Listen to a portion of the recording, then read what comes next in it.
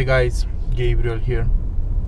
Today I'm going to be talking to you about actually a marvelous piece of engineering, and I'm not talking about the car specifically, but more so about what lies under the hood.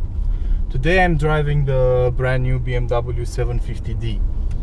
Now, for those of you that aren't keeping up with the BMW lingo these days, 750D doesn't mean that this 7 Series has a 5-liter diesel engine. Instead, the Germans, trying to be as efficient as possible, have created an incredibly highly turbocharged engine, if you will, that has only 3 liters in displacement. Yes, I'm talking about the engine that used to be fitted on the previous 7 Series too. Now, on the previous 7 Series, the 750D had a 3-liter tri-turbo, that's with 3 turbochargers, engine under the hood. It used to make 386 horsepower and 740 Newton meters of torque. On the new model, however, the Germans have launched a new engine. This engine is part of the new modular B series family, if you heard about it. It's a modular range of engines that share about up to 40% of the parts in between them. Even if they don't have the same, even if they don't use the same fuel. That means petrol and diesel engines are sharing a lot of the parts, which is quite impressive. Now, this 3-liter engine is based on the B57 unit. That's fitted on the 730D and 740D, but the 750D has no less than 4 turbochargers. You heard that right, 4. It's a quad turbocharged engine. Now that makes this car, the 750D, have something in common with the brand new Bugatti Chiron. The brand new Bugatti, as well as this car, are the only production models in the world that use 4 turbochargers on their engines. Of course, the level of performance is different, but considering this car has only a 3-liter engine, it's not that shabby. Speaking of performance, the B57S engine allows the BMW 750D to accelerate to 100 kilometers an hour in 4.6 seconds. Now, that's extremely impressive, as you're about to see.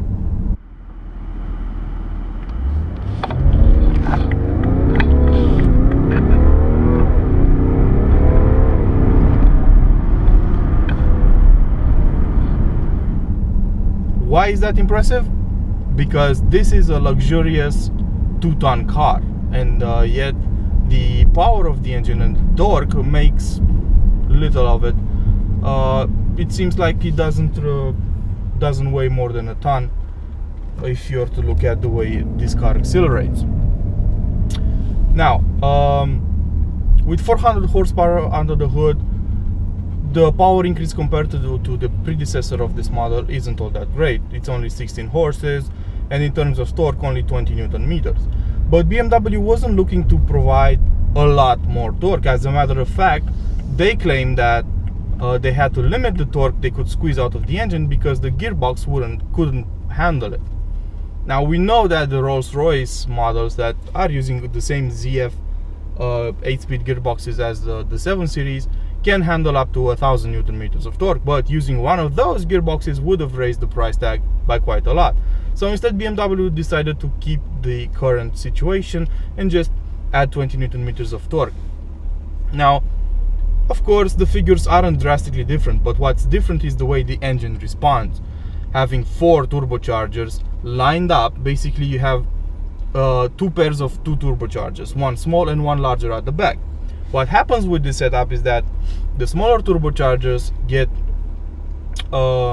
to spool up faster than before, and then when they reach the optimum RPM speed, the bigger turbos are starting to spool up as well. Now, that in turn improves the pedal response. This is a diesel engine, and yet, thanks to this layout, it's capable of delivering incredibly sharp throttle response. It is a noticeable improvement over the previous setup that only used 3 turbochargers, which were actually divided There were 2 small turbochargers and 1 larger one that got spooled up progressively. Another big improvement on the new 750D is the fact that it sips less fuel. Now, the people buying this sort of car, the starting price of a 750D is about 100,000 euros. So people probably won't mind the fuel consumption, but they will mind the range of the car. A lot of people are complaining that they have to stop all the time and refuel, and even though that doesn't take a long time, it can get quite bothersome when you're in a different country and you don't know where the petrol stations are, or maybe you're on a long road trip and you're running low on gas and you're going to be hard pressed to find a petrol station. Now, I'm seeing, as I'm driving this car around town, I'm seeing a fuel consumption of under 10 liters per 100 kilometers, which is about 3 liters less than on an equivalent older 7 Series with the old N57S engine. Outside the city limits, with an average speed of about 130 kilometers per hour, the fuel consumption was very, very close to 7 liters per 100 kilometers. Now, those figures are usually reserved for cars like the 3 Series or the 5 Series, but this is a 7 Series. Moreover, so it's an xDrive version with the long wheelbase and every single possible optional feature on it. Now, you can rest assured all of that technology and the longer wheelbase and the xDrive system will add weight to the car. With a weight of just about 2 tons, this thing is not heavy, and yet the fuel consumption is absolutely amazing. Just yesterday I covered about 500 kilometers in it, and I was amazed of how little fuel it sipped. Furthermore, the CO2 emissions are dropping as well, for those of you more concerned about the environment. Other than that, the 7 Series is extremely comfortable, especially if you get the adaptive damper. This car also has all-wheel steering. Now, that means the rear wheels will actually steer along with the front ones in order to allow you to control this 5-meter long behemoth a lot easier. You'll get all sorts of cameras, 3D displays, surround view, a gesture control. I have the exclusive lounge in the back that allows you to fold the front passenger seat so that the rear passengers can stretch his or her legs. You get massage, you get a vitality program that is really interesting. What it allows you to do is actually perform a small workout while traveling. The screen in the back will show you, tell you what to do. Basically, you have to push your shoulders into the backrest and stretch your legs and so on. It's really quite nice. Think of it as a means of keeping healthy, not necessarily as in if you would go to a gym, but let's say you're a CEO of a big company, you've just come off an 8-hour flight, and then you have a driver picking you up at the airport and taking you back home. Now, longer flights can lead to all sorts of issues with the blood vessels. This way, when you step inside the car, you can get your blood flowing using this vitality program, which is absolutely brilliant. This car also has night vision, but I honestly don't see the point of night vision because you can rarely use it. And the Napa leather, everything is black on black. As a matter of fact, the exterior color is called azurite blue, but azurite blue looks black almost all the time except in direct sunlight. The Bowers & Wilkins sound system is absolutely brilliant. It's also fitted to this car. It is the best you can get on the market right now. It is a noticeable difference from the Harman Kardon system that most people get, but only if you're a real audiophile. And I also recommend avoiding the Bluetooth connection for streaming. You'll be better off in terms of quality if you use a DVD or a Blu-ray disc. Do I have any gripes with the car? Well, in comfort mode, due to the air suspension, it feels like a little boat. Now, that's normal for a car of this size, and it's nothing to be afraid of. Compared to the S-Class, it's also a lot better.